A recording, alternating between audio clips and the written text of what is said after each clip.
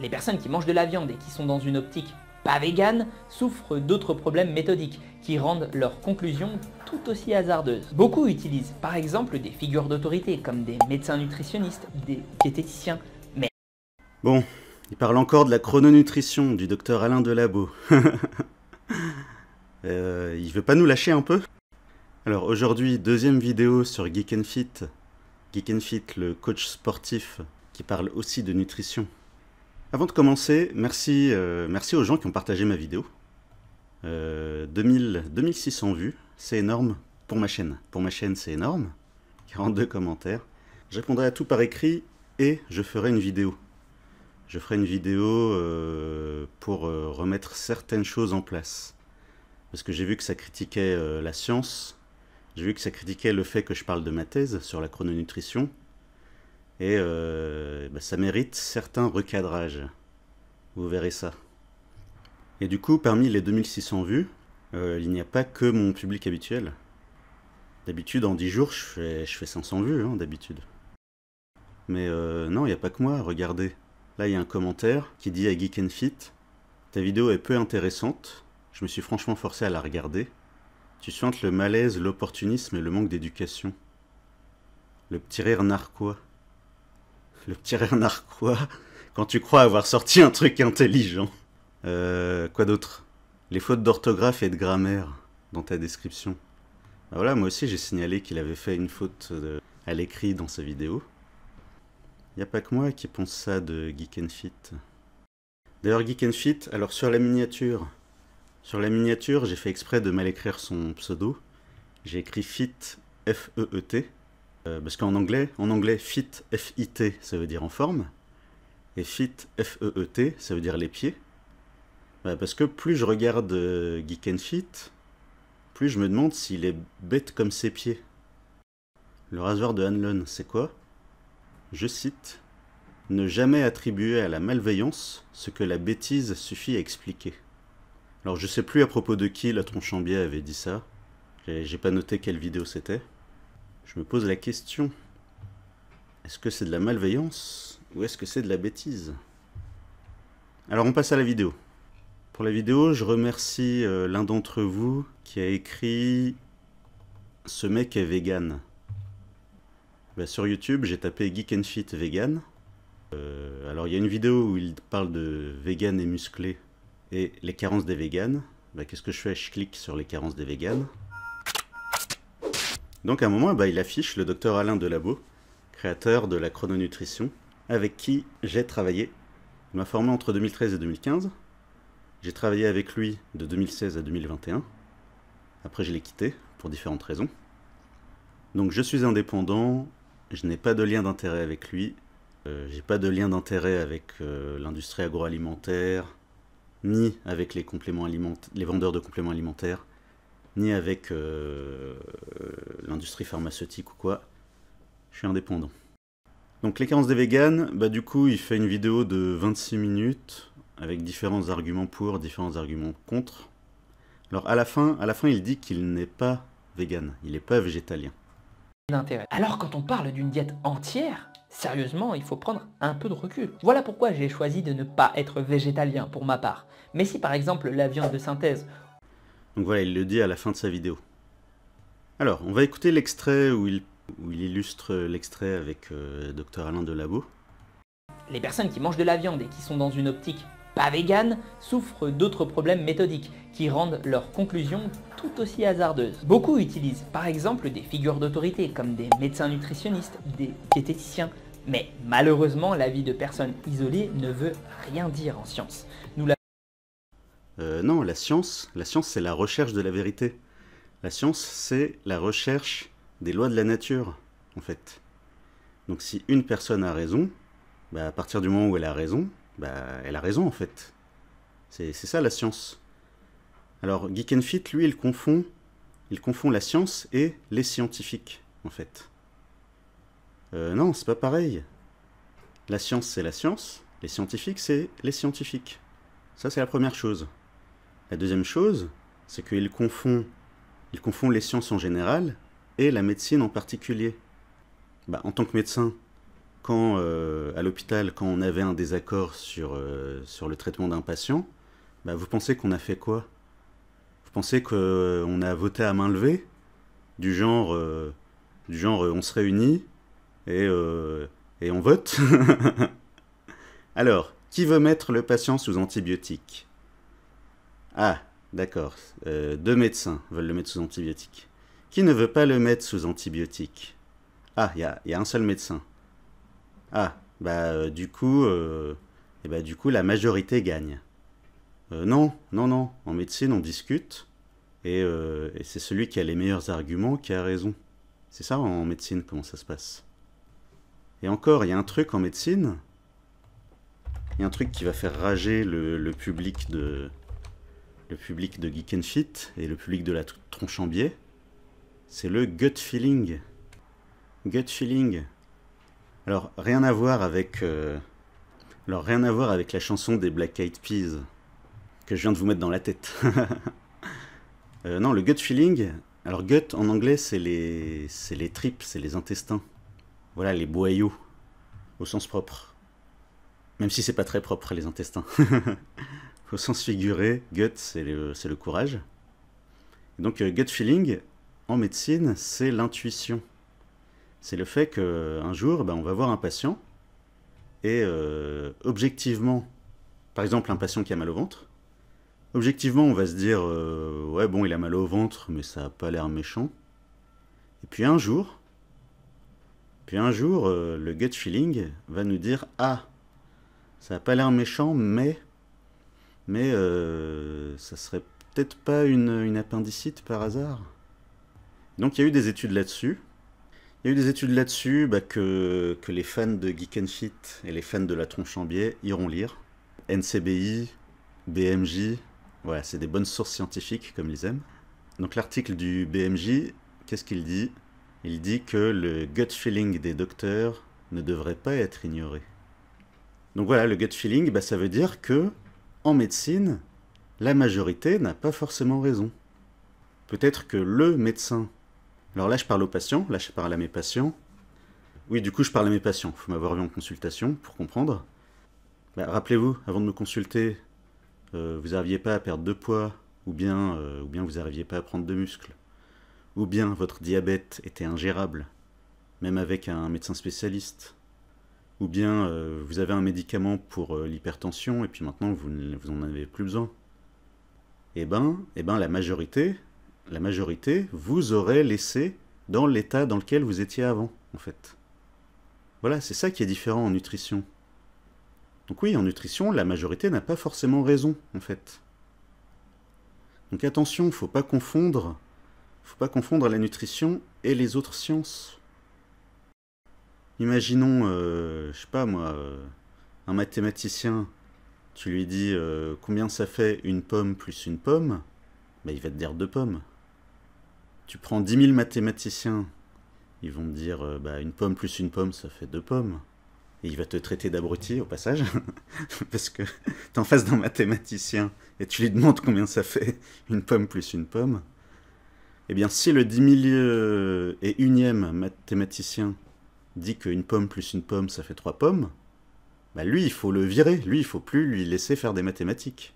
Là, on est d'accord. Du coup, il est tout seul à dire qu'une pomme plus une pomme, ça fait 3 pommes.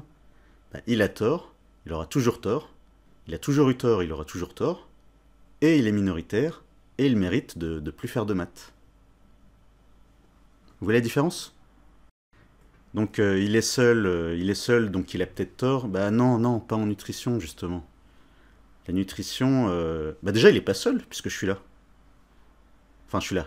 Du coup, comme je travaillais plus avec lui, je sais pas si je suis vraiment avec lui. En tout cas, j'ai fait ma thèse. Pour mon doctorat, j'ai fait ma thèse sur sa méthode. Alors ma thèse, dans les commentaires, des gens m'ont reproché de parler de ma thèse comme si c'était je ne sais quoi. Ma thèse, c'est le fruit de 2 ans et demi de recherche et d'observation et d'analyse. Donc les gens qui m'ont dit oui, votre thèse, c'est un argument d'autorité. Non, l'argument d'autorité, ça aurait été que je fasse ma thèse sur un sujet qui a rien à voir avec la nutrition, et que j'arrive et que je dise « Ah bah moi je suis docteur, hein, donc il faut m'écouter. Hein. » Non, non, non, c'est pas parce qu'on est docteur. Le diplôme de docteur en médecine, en soi, vu la formation qu'on a eue en nutrition, voilà quoi. Vu la formation qu'on a eue en nutrition pendant nos années d'études, bon. Donc non, l'argument d'autorité, c'est si j'avais juste dit « Ah bah je suis médecin, le docteur Delabo, le docteur Alain Delabo, il est médecin, bah il faut nous croire. » Non, non. Alors lui, il a écrit ses livres où il parle de sa méthode, mais il donne pas beaucoup d'explications. Il donne pas beaucoup d'explications, mais moi du coup j'ai voulu compléter ce qu'il a fait en donnant toutes ces explications-là sur le cortisol, le glucose, l'insuline, le cholestérol, l'hormone de croissance, et les critiques que j'ai faites par rapport aux recommandations officielles. Donc justement, j'ai fait ma thèse sur la chrono pour éviter d'être accusé d'utiliser un argument d'autorité. Non, non. Non, non, moi je fais pas ça. Donc non, le coup de dire « Ah, argument d'autorité », non, pas avec moi. Pas avec moi, j'ai travaillé, j'ai étudié, j'ai écrit. Dans les commentaires, oui, dans les commentaires, j'ai vu que des gens n'aiment pas mon rire, mes façons de rire. Et ben voilà, allez lire ma thèse, voilà. Comme ça, vous aurez pas le son. Et à propos du fait que le docteur Delabo est seul, et ben ça aussi, j'en ai parlé dans ma thèse. Eh oui. Donc ma thèse, j'ai fait une étude scientifique sur la qualité de vie, sur le ressenti des gens qui suivent la chrono, aussi bien le positif que le négatif. Donc pour les gens qui m'ont dit, pour les gens qui croient que je fais de la pub pour la chrononutrition, non, non, puisque je parle aussi du négatif. Citez-moi un médecin qui parle d'une façon de manger en parlant des aspects négatifs. Trouvez-moi un. Surtout les médecins qui parlent sur YouTube ou dans les médias. Trouvez-moi un qui dit « Bonjour, j'ai une méthode à vous proposer, mais attention, hein, vous risquez ceci, vous risquez cela. Hein. » Bah non, non, ça n'existe pas. Bah moi je dis les trucs négatifs. Et parmi les gens que j'ai interrogés, alors c'est une étude qualitative, alors je dis ça pour le public de la tronche en biais, c'est une étude qualitative, c'est-à-dire que ça n'a pas de valeur statistique. Une étude qualitative, c'est ce qu'on fait quand... Alors d'après ma directrice de thèse, Dr Laurence Baumann, si vous voulez critiquer ma thèse, allez la voir directement et elle vous remettra à votre place. Parce qu'elle donnait les cours de méthodologie à la fac. C'est elle qui donnait les cours de méthodologie pour la thèse, et elle a du répondant. Donc si vous osez critiquer la méthode de ma thèse, allez la voir directement et elle vous remettra à votre place. Alors parmi les gens que j'ai interrogés, eh bien il y avait une médecin généraliste qui suit la chrononutrition. Eh bien qu'est-ce qu'elle a dit cette médecin P19 qui est médecin. Qu'est-ce qu'elle a dit à propos de la chrononutrition? Elle a dit « Ça m'arrive d'expliquer en effet que quand on mange gras le matin, on a moins faim le midi. Je recommande aux gens de bien manger le midi pour peu manger le soir. Après, j'ai du mal. Ça m'est arrivé à une patiente de proposer carrément le bouquin. » Elle poursuit en disant « Il n'y a pas vraiment de publication dans la littérature scientifique qui évalue l'efficacité, la physiopathologie. En étant médecin, on est un peu formaté pour illustrer nos propos de preuves scientifiques. Et là, la preuve que j'ai, c'est plus de l'ordre d'une croyance. » C'est fort, hein, c'est fort comme témoignage. Donc d'un côté, il y a elle qui suit la chrononutrition, elle est très contente, et elle ose à peine en parler à ses patients. Elle est médecin généraliste, hein, ça veut dire qu'elle voit aussi des gens qui sont diabétiques, des gens en surpoids, des gens obèses, des gens dénutris. Ben, malgré ça, elle ose à peine leur en parler de la chrono. Donc d'un côté il y a elle, et d'un côté il y a moi qui fais ma thèse dessus. Donc les geeks qui sont fans de la tronche en biais, ben, à un moment donné, il faut revenir sur Terre, en fait. C'est-à-dire que on n'a pas tous envie de creuser tous les sujets à fond, en fait. C'est-à-dire, elle, ça marche sur elle, bah, elle n'a pas eu envie de creuser le sujet à fond, parce que Parce qu'elle a d'autres priorités dans la vie. Et donc des médecins comme elle, bah, il y en a sûrement plein d'autres. Il y en a sûrement plein d'autres qui savent que la chrono, ça marche sur beaucoup de gens.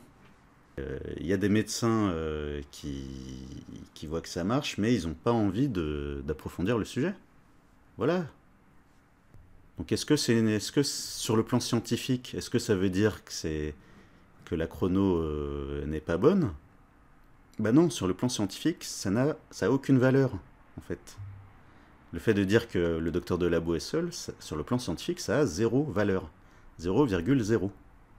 Parce que y a des gens qui ont autre chose à faire dans leur vie que d'aller étudier la nutrition comme je le fais depuis 2013. Donc voilà, ça fait 9 ans. Voilà, je me suis tapé 9 ans à étudier la nutrition pour qu'au final, le public de Geek and Fit vienne se moquer de ma façon de rire. Merci les gars, ça valait le coup de me fatiguer pour vous.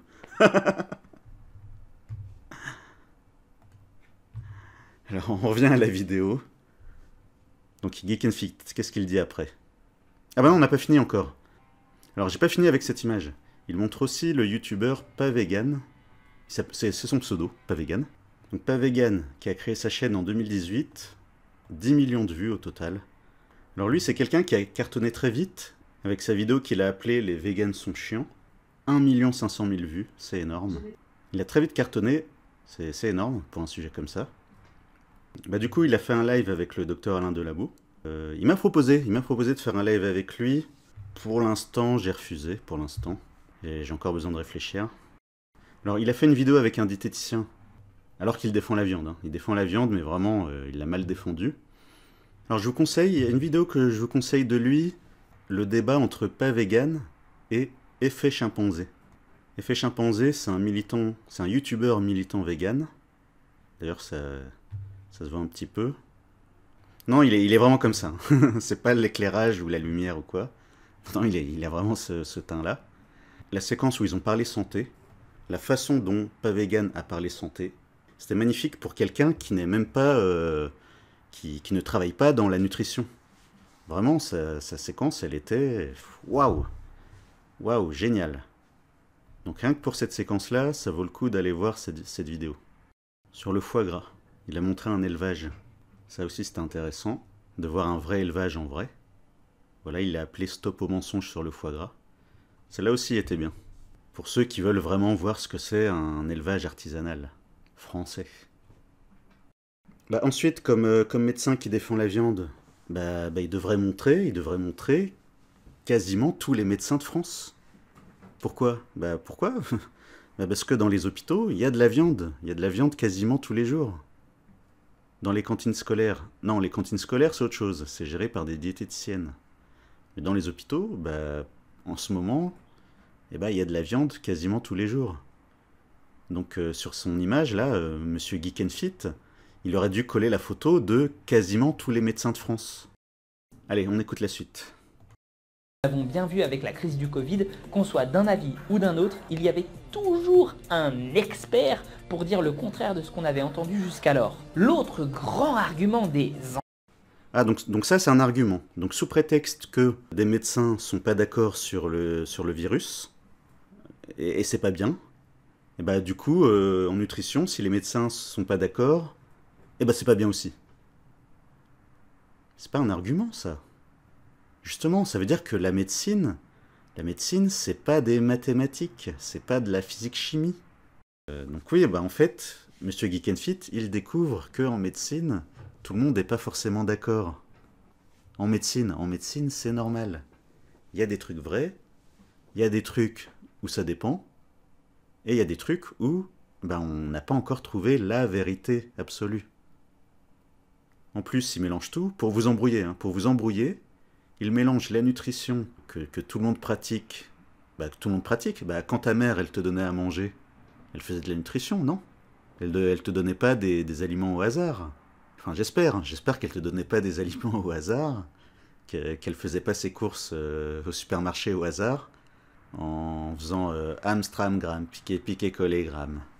Bon, alors je prends une bouteille d'huile. Voilà. Non, non. Bah, ta mère, bah, sans le savoir, ta mère ou ton père ou ton tuteur légal, ou tes grands-parents, si c'est tes grands-parents qui s'occupaient de toi, ou ton oncle ou ta tante.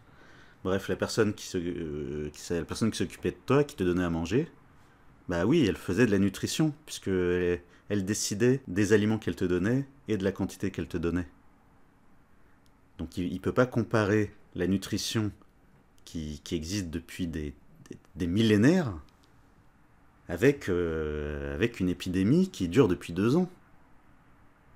Je veux dire, le virus en soi, c'est vivant et ça mute.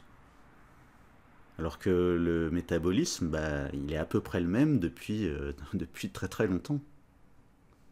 Alors le métabolisme n'est pas exactement le même chez tout le monde, mais quand même, on peut, avec tout ce qu'on sait en nutrition, on peut quand même se permettre de juger ce qui se dit à droite à gauche. On avait entendu jusqu'alors. L'autre grand argument Bah, c'est surtout qu'il se contredit à la fin de la vidéo. Écoutez. Écoutez ce qu'il dit à la fin de la vidéo. médecin. Nous sommes une espèce qui a tendance à se laisser aller à la prétention, l'orgueil et la facilité. Et la nutrition n'échappe pas à cette règle. Bah voilà, il l'a dit. Donc qu'est-ce qui te dit, Monsieur Geek and Fit, qu'est-ce qui te dit que la majorité n'ont pas cédé aux mots que tu viens de prononcer? Hein? Pourquoi je te dis ça? Car c'est une science récente qui est truffée de contradictions, dans laquelle de nouvelles découvertes sont faites chaque semaine. Et pourtant, certains n'hésitent pas à dire de façon tranchée que nous pourrions savoir précisément ce qui est essentiel ou non. La vérité. Bah c'est ce que tu viens de faire. C'est ce que tu viens de faire. Tu viens de balancer à la poubelle le docteur Alain Delabo et la chrononutrition. Alors que si ça se trouve, bah il y aura peut-être des études qui iront dans ce sens-là. Comme quoi? Eh bah comme ma thèse. Comme ma thèse, l'étude scientifique sur la qualité de vie. Et le chapitre 4, où j'ai cité plein d'études scientifiques. Il y a la bibliographie à la fin. J'ai cité plein d'études scientifiques, j'ai parlé du métabolisme, du fonctionnement du métabolisme. En fait, les données en nutrition, les données scientifiques, elles sont déjà là. Elles existent déjà, en fait. Il n'y a pas besoin d'attendre encore 10 ans, 50 ans, 100 ans, qu'il y ait encore d'autres études. Il y a déjà plein d'études qui vont dans le sens de ce que m'a appris le docteur Alain Delabo entre 2013 et 2015. Sérieux, ça va être ça le discours des anti-chrononutrition? Ça va être de dire, ah bah, on attend encore, hein. On attend encore. Et ça alors, toutes les études que j'ai citées, vous attendez quoi pour les utiliser? C'est ça que vous allez dire aux enfants obèses, aux adolescents obèses? Vous allez leur dire, ah bah, il y a peut-être une méthode, mais le docteur Alain Delabo, eh ben, il est tout seul, hein. Hein, il est tout seul, hein. Donc, on va attendre hein, qu'il y ait des études. Mais qui va créer des études scientifiques sur la chrononutrition? Sérieusement, qui va faire ça? Qui va investir du temps et de l'argent dans des études comme ça? On attend quoi, sérieusement? Et pour comparer la chrononutrition, à quoi vous faites une étude sur la chrononutrition, vous allez la comparer à quelle méthode, à quel régime, à rien? À quoi? Aux végétariens, aux véganes, aux gens suivis, aux gens pas suivis, les diabétiques, les dénutris, les gens trop gros, les gens trop maigres, et la qualité de vie, les cheveux, la fatigue, le sommeil. Mais vous imaginez le nombre d'études scientifiques qu'il faudra avant que des gens comme lui, ses fans, les fans de Geek and Fit, les fans de la tronche en biais, est-ce que vous vous rendez compte du nombre d'études scientifiques qu'il faudra avant que vous disiez « Ah ouais, bah en fait, la chrononutrition, bah ça a pas l'air mal en fait, sur le plan scientifique. » Mais qu'est-ce qu'il vous faut? Qu'est-ce qu'il vous faut de plus? Sérieusement, toutes les études qui sont là, que j'ai citées dans ma thèse, qu'est-ce qu'il vous faut de plus pour vous dire que peut-être que le petit déjeuner salé, bah, c'est peut-être une bonne idée en fait? Vous attendez quoi? Donc évidemment, les gens qui vous disent ça, bah, ils sont minces, ils sont en forme, bah, ils sont tranquilles. Peut-être que leurs proches aussi, leurs copines, leurs conjoints, bah ils sont sûrement minces et en forme. Mais toi qui m'écoutes, toi qui galères à chercher la bonne façon de manger depuis des années, toi qui as vu je sais pas combien de médecins, je sais pas combien de diététiciennes, toi qui as passé je sais pas combien de temps à lire des livres, à écouter des gens sur internet ou à la télé, et bah bah les gens qui se prétendent scientifiques, bah toi, une bonne partie des gens qui se prétendent scientifiques en nutrition, et bah ils en ont rien à faire de ta vie à toi en fait. Si tu manges plein de légumes et que t'as mal au ventre, ils s'en tapent. Ils continueront de dire que les 5 fruits et légumes par jour, c'est très bien. Si t'as des envies de sucre quand tu manges moins de viande, eh ben ils s'en tapent. Ils s'en tapent. Ils vont dire que les envies de sucre, c'est dans ta tête. Alors que non, c'est à cause d'un manque de protéines. Sûrement d'un manque de protéines et sûrement un manque de chrome. Le chrome, il y en a beaucoup dans la viande. Donc à un moment, faut atterrir en fait. Faut atterrir. Les gens qui donnent des conseils dans les médias, ils se rendent pas compte. Ils se rendent pas compte que bah il y a des vrais gens, il y a des vrais gens qui écoutent, il y a des vrais gens qui ont des vrais problèmes, qui leur pourrissent la vie tous les jours, toute l'année. Donc on peut pas envoyer balader la chrononutrition juste en disant ah bah docteur Delabo il est tout seul, hein. Donc il a sûrement tort. Hein. C'est nul, c'est zéro, c'est pas de la science. La science, c'est de se renseigner et de comparer. Se renseigner sur le plan théorique, c'est très bien. Et il faut se renseigner aussi en pratique. Sur les gens qui pratiquent la chrononutrition, sur les gens qui ont pratiqué la chrononutrition. Et c'est ça que j'ai fait dans ma thèse. C'est pour ça que j'ai passé 2 ans et demi dessus. C'est parce que je voulais à la fois blinder la thèse sur le plan théorique, dans le chapitre 3, chapitre 4, et chapitre 5, et j'ai voulu blinder la thèse sur le plan pratique, c'est-à-dire les gens, les vrais gens. Qu'est-ce qu'ils en pensent? Qu'est-ce qu'ils ressentent? Est-ce que ça a amélioré leur vie ou pas? Qu'est-ce que ça a amélioré? Qu'est-ce que ça a dégradé? Ça, c'est la vraie vie. Le chapitre 6, c'est la vraie vie des vrais gens qui galèrent à trouver la bonne façon de manger pour gérer leur poids, en fait. On peut pas faire des études juste en restant derrière un bureau, en restant dans sa chambre, à lire des articles.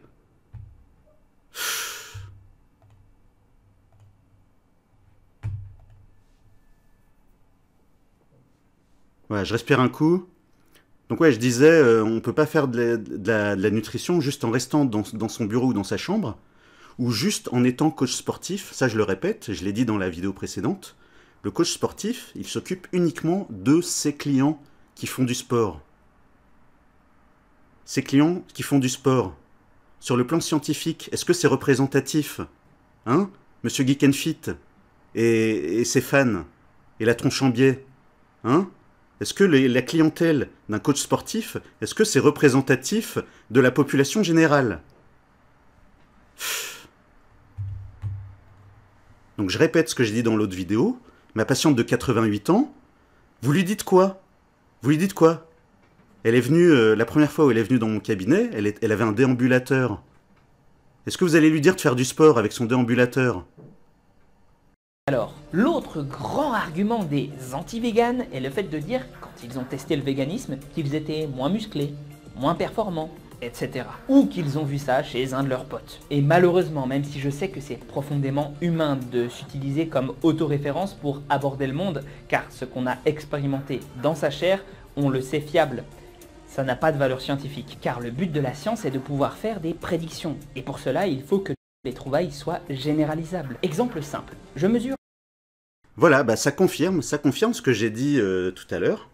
C'est que pour les, entre guillemets, scientifiques comme lui, bah toi qui m'écoutes, tu es juste une statistique. Si tu vas moins bien en mangeant moins de viande ou en arrêtant la viande, bah tu es juste une statistique.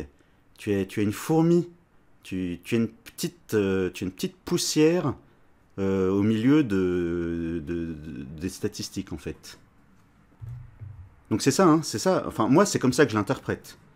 Là concrètement, Geek and Fit il dit ça. Moi mon ressenti c'est ok, tu dis que tu vas mieux avec la viande, mais c'est pas une raison pour en parler. Garde ça pour toi. Hein. Garde ça bien pour toi, hein. Faut surtout pas dire à tout le monde que on se sent mieux quand on mange plus de viande le midi, hein. Faut surtout pas dire ça parce que, parce que les statistiques, en fait. Hein, l'important, c'est pas toi, ta santé à toi. Non, non, l'important, c'est les statistiques. Pff, super. Super, super. Ah bah, on ira loin comme ça, hein. 1m69. J'ai expérimenté que les vêtements me vont en taille S ou M. Il compare la nutrition à porter des vêtements. Quelle comparaison pourrie. Mais jamais au-dessus. Ce n'est pas un bon argument pour dire que tous les stocks de tous les magasins ne devraient contenir que des tailles S ou M. Non, il faut prendre un grand groupe d'individus et faire un peu de statistiques. Calculer une médiane, un écartillage. Voilà, donc il dit qu'il faut calculer, qu'il faut faire tout un tas de calculs que je vais pas vous détailler. Bah attention, résumer la nutrition à une courbe de Gauss, c'est pas terrible, hein. Mais bon, imaginons que sa comparaison soit vraie. Alors imaginons, tu fais partie des gens, quand tu manges plus de fruits, quand tu manges plus de légumes, bah tu souffres au niveau des intestins. C'est-à-dire tu as mal au ventre, tu as le ventre qui gonfle, tu as des ballonnements, tu as des gaz, tu as des diarrhées qui se déclenchent n'importe quand, ou de la constipation. J'ai déjà vu ça, hein, des patients qui étaient constipés à cause de trop de légumes ou trop de fruits. En France, d'après le Vidal, on estime qu'entre 9 et 12% de la population souffre de troubles fonctionnels intestinaux à divers degrés de sévérité. 9 à 12%. Donc si on suit la courbe de Monsieur Geek and Fit, tu vas être là, en fait. Tu vas être ici. Donc Monsieur Geek and Fit, il va dire quoi? Il va dire alors Docteur Damou, il dit à tout le monde que manger plein de fruits et de légumes, c'est pas nécessaire et que ça peut donner des ballonnements, alors qu'en réalité, ça concerne seulement entre 9 et 12%. C'est-à-dire, il va me reprocher de donner un conseil à tout le monde, en sachant que ça va vraiment aider seulement cette partie-là de la courbe. Voilà, c'est ça, c'est sa façon de raisonner, en fait. Sa façon de raisonner. C'est que sous prétexte que parmi vous, vous êtes seulement 9 à 12% à avoir mal au bide quand vous mangez trop de fruits ou trop de légumes, à ce moment-là, il faudrait interdire au docteur de labo et à moi, il faudrait nous interdire de dire à tout le monde que 5 fruits et légumes par jour, ça sert à rien et ça peut être mauvais. C'est leur façon de raisonner. Donc du coup, sous prétexte que ça concerne qu'une minorité de gens, faut plus en parler. Sauf que les gens concernés, ils seront bien contents. Enfin, ils sont bien contents que j'ai généralisé, en fait. Les gens que j'ai aidés, ils sont bien contents que le docteur Alain Delabo ait généralisé ça à tout le monde, en fait. Donc je répète encore, pour les scientifiques du genre de Geek and Fit et de la tronche en biais, toi qui m'écoutes, tu es juste un point, une tranche quelque part par là. Voilà, c'est ça que tu représentes pour eux. C'est d'ailleurs ce qui se fait, hein. C'est pour ça que si t'es un peu hors norme, tu n'auras pas souvent ta taille. Et ça, ce sont des outils que la science a développés. C'est donc en s'appuyant sur le travail de scientifiques que l'on va étudier aujourd'hui la diète végétalienne pour le sport en particulier. Les principaux déficits des... Donc voilà, alors une fois que j'ai dit ça, alors l'argument des fans de Geek and Fit et des fans de la tronche en biais, ils vont me dire quoi? Ils vont dire « Ah, docteur Damou, vous faites de la pseudo-science, parce que vous mélangez tout, parce que vous ne vous basez pas uniquement sur les statistiques, c'est de la pseudo-science. » Eh ben, j'en ai déjà parlé, en fait. J'ai fait une vidéo que j'ai appelée « Chrononutrition, science ou pseudo-science ». Une vidéo où je critique mon propre travail. Est-ce que c'est de la science? Est-ce que c'est de la pseudo-science? Vous irez voir ça avant de dire n'importe quoi en commentaire. Enfin, quoique ça, j'aurais peut-être dû le dire au début de la vidéo. Parce que je pense pas qu'il soit resté jusqu'au bout. Donc, c'est ça en fait. Vraiment, je vous mets au défi de trouver un médecin qui a autant fait son autocritique que moi. Vraiment, je vous mets au défi de trouver un médecin comme ça. Dans ma thèse, alors je l'ai pas dit, dans ma thèse, il y a le chapitre 7, discussion. Dans le chapitre 7, je critique mon propre travail, je critique ma propre thèse. Sur ma chaîne YouTube, j'ai fait cette vidéo où je critique mon propre travail. Allez trouver des médecins qui parlent de nutrition tout en se critiquant eux-mêmes. Vraiment, cherchez, je sais pas si vous en trouverez. Et bientôt la vidéo où je répondrai aux commentaires, où je répondrai aux fans de Geek and Fit et de la tronche en biais. Alors, on regarde les commentaires de la vidéo de Geek and Fit. Qu'est-ce que ça dit? Waouh, super travail synthétique. Un ton très agréable, ok. Ensuite, quelqu'un qui raconte sa vie, toujours aussi clair, au top. Bon, bah si c'est ça être au top, son public n'est pas très exigeant. Hein. Merci de l'honnêteté intellectuelle. Ah la vache. Est-ce que ça parle de la chrono? Bah non, il n'y a personne qui parle. Bah, c'est pour ça que je suis étonné. Pourquoi il parle de la chrononutrition alors que son public... Alors je répète ce que j'ai dit dans l'autre vidéo. Le meilleur moyen de nuire à la chrononutrition du docteur Alain Delabo, c'est de ne pas en parler. Voilà. Et le meilleur moyen de me nuire, bah, c'est de ne pas parler de moi. Sinon ça fait exploser mon nombre de vues. Donc voilà pour aujourd'hui. Si vous êtes allé jusqu'au bout de la vidéo, pensez à mettre un like, le pouce vers le haut. Pensez à vous abonner si ce n'est pas déjà fait. Et je vous dis à bientôt pour la prochaine vidéo.